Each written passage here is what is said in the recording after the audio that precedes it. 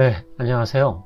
오늘 Q&A 주제는 혁신교육과 마을교육 공동체의 관계, 그리고 교육혁신을 위해서 혹은 혁신교육을 위해서 마을교육 공동체가 어떠한 역할을 해야 되느냐에 대한 질문에 제 나름대로의 답변을 드리도록 하겠습니다. 먼저 혁신교육과 마을교육 공동체의 관계에 대해서 말씀을 드려야 될 것 같은데요. 제 책에서도 언급을 했지만요. 마을교육 공동체의 태동은 사실 혁신교육으로부터 비롯된 것이다 라고 저는 생각을 하고 있습니다. 그리고 대한민국에서 이루어지고 있는 혁신교육의 가장 대표적인 정책은 혁신학교와 그리고 혁신교육지구 사업이 있을 겁니다. 그래서 먼저 혁신학교와 마을교육 공동체의 관계를 말씀을 드리면요. 한 2009년 정도부터 그 시대를 즈음해서 작은 학교 살리기 운동도 있었고, 그리고 대안학교에 대한 관심과 그 다음에 실천이 증폭되던 그런 시기였습니다. 그러한 실천과 그 다음에 이념들을 떠안아서 혁신학교가 출범을 하게 되는 것이죠. 그래서 혁신학교에서 벌어지는 다양한 교육적 실천과 내용이 그 전에 작은 학교에서 그리고 대안학교에서 했던 민주적이고 자율적이고 그리고 생태적인 교육을 그대로 닮아 있습니다. 민주적이라고 하면은 혁신학교에서 주체라고 하는 학생, 학부모, 교사의 자율성이 확대되고 그들이 참여해서 교육과정을 설계하고 또 교육의 어떤 실천과 방법에서도 학생들이 직접 경험하면서 얻어지는 배움, 이런 것들을 중시했고요. 이러한 배움 활동이 학교 내에서만 이루어지는 게 아니라 학교 밖, 지역사회로도 번져나가는, 그래서 배움의 실천이 지역사회화되는 이러한 흐름들이 있었죠. 그러면서 자연스럽게 지역사회가 가지고 있는 교육력 혹은 공동체성이 결부되면서 혁신교육의 어떤 실천과 효과가 증가되는 이런 효과를 경험을 했던 겁니다. 그래서 혁신학교 초창기의 어떤 그 작은 학교를 중심으로 한 혁신학교들이요, 마을교육 공동체를 이끌었던 사례들이 굉장히 많습니다. 그래서 마을교육 공동체라는 이름을 달기 전부터 사실은 지역사회에서 이루어지는 공동체적 흐름의 시발점은 많은 경우 혁신학교였다라고 말씀을 드릴 수가 있습니다. 두 번째는 혁신교육지구 사업인데요. 아시다시피 혁신교육지구 사업은요, 대한민국의 226개 기초자치단체 중에서 어느덧 190여 곳이 혁신교육지구 사업 혹은 비슷한 이름의 행복교육지구 사업 등등을 실천을 하고 있습니다. 그만큼 이제는 가장 핵심이 되는 정책, 보편화된 정책이라고 볼 수 있는 것이죠. 그리고 그 흐름은 교육혁신 혹은 혁신교육의 어떤 흐름 속의 하나라고 볼 수 있습니다. 2010년부터 경기도에서 혁신교육지구 사업을 출범을 시켰고요. 2013년부터는 경기도의 혁신교육지구 사업의 주요 방향이 마을교육공동체로 자리를 잡아갔습니다. 초창기에는 지역사회 기반 교육공동체라는 표현을 썼고요. 서울시가 했던 마을공동체와 어떤 그 흐름에 그리고 사회적인 관심과 실천과 이렇게 결부되면서 마을 교육 공동체라는 표현이 일반화되는 그런 시대적 상황을 맞은 거죠. 그래서 지금은 아까도 말씀드렸듯이 190여 곳이 이미 혁신교육지구 사업을 하는데요.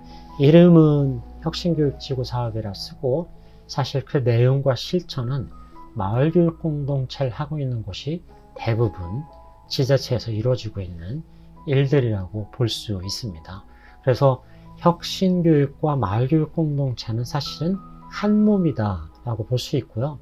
혁신교육이 이렇게 성숙되고 발전해 나가면서 마을교육 공동체의 태생은 자연스러웠던 부분이 있다는 점을 말씀드리겠습니다. 두 번째로, 그러면은 이러한 교육 혁신을 위해서 혹은 혁신교육의 어떤 미래를 위해서 마을교육 공동체는 어떠한 역할을 해야 되느냐라는 질문이 있을 수 있습니다. 교육 혁신 혹은 혁신교육이 지금 이렇게 끝날 건 아니고 그게 지속 가능해야 된다라고 했을 때 몇 가지 이제는 체계가 좀 잡힐 필요가 있는 거고요. 그러한 차원에서 첫 번째, 방향성이 조금 더 선명해져야 될 필요가 있습니다. 혁신교육의 방향성 혹은 미래교육에 대한 어떤 지향이 이제는 필요한 것이죠. 그 방향성은 예를 들면 철학이고요. 그 다음에 우리가 바라보는 세계관일 수도 있습니다. 그러면은 앞으로 혁신교육이 지향해야 될 바가 무엇이냐? 제가 제안하는 바는 생태민주주의라는 것이죠. 아마 다른 그 동영상에서도 이러한 생태적 교육, 생태민주주의에 대한 언급을 하고 있습니다. 그래서 더불어 살아가기 위한 사회의 주체가 되는 것, 그런 주체를 양성하는 게 결국 혁신교육의 방향이 돼야 된다라는 것이고요. 그 더불어 살아감의 더불음이란 사람 대 사람뿐만 아니라 인간 대 환경에 대한 부분일 수도 있습니다. 그래서 민주주의도 이제는 생태민주주의가 돼야 되는 것이고, 과거의 단선적 세계 혹은 서구의 합리주의와 경험주의로 이렇게 대변되는 이러한 일방향적 세계관에서 조금 벗어나서 비선형적인 세계관, 그리고 복잡계로서의 세계관을 우리가 지향을 이제는 해야 될 때라고 생각을 하면서 미래교육 혹은 혁신교육의 방향성 제시돼야 된다라는 점이 강조를 하고 싶고요. 두 번째는 내용입니다. 그러면은 혁신교육을 위해서 어떤 내용을 담아야 되느냐라는 건데요. 그렇게 생태적이고 생태민주주의적, 그 다음에 복잡계로서의 세계관을 실현하기 위해서는 어떠한 내용들이 필요하냐?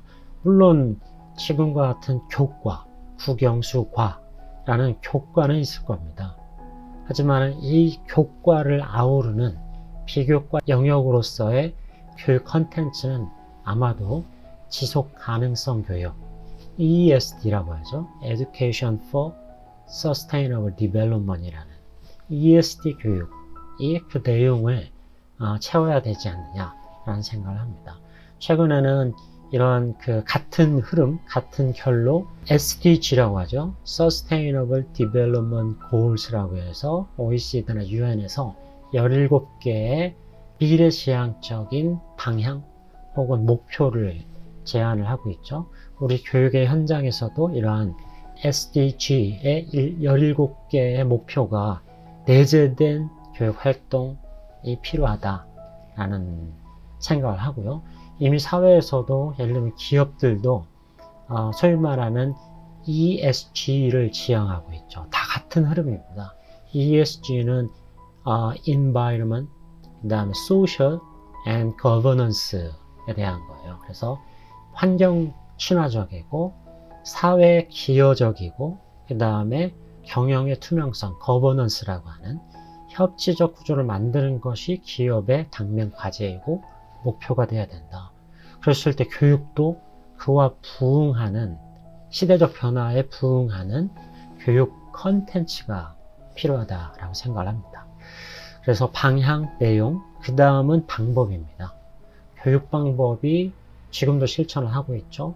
그냥 단편적 지식을 암기하는 게 아니라 역량 중심의 교육이 필요한 거고, 그 역량이라는 거는 배움과 실천이 함께 했을 때 축적되고 쌓아지는 것이다 라는 것이죠. 그거는 삶과 배움의 일치를 의미하기도 합니다.